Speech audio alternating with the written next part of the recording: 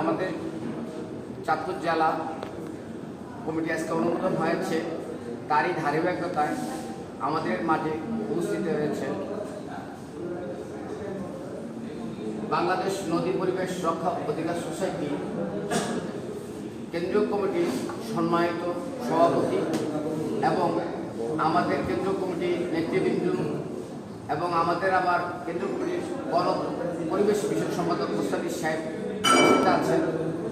এখন বক্তব্য রাখার জন্য অনুরোধ জানাচ্ছি আমাদের বাংলাদেশ নদী পরিবেশ রক্ষা অধিকার সোসাইটি, যারই ধারাবাহিকতায়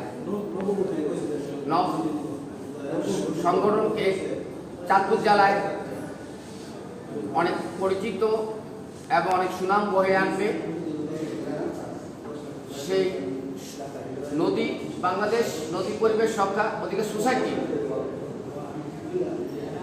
চাঁদপুর জেলার অনেকগুলো গুণান্বিত এবং সে অনেকগুলো সংগঠনের সাথে জড়িত। মোহাম্মদ স্বপন পাটোয়ারিকে সংক্ষিপ্ত শুভেচ্ছা বক্তব্য রাখার জন্য অনুরোধ জানাচ্ছি। বিসমিল্লাহির রহমানির রহিম।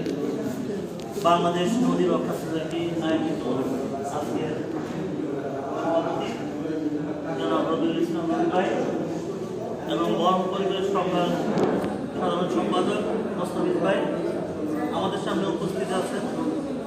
এই পরিবেশ বান্ধব এই সোসাইটির সকল সদস্যবৃন্দ, আসসালামু আলাইকুম।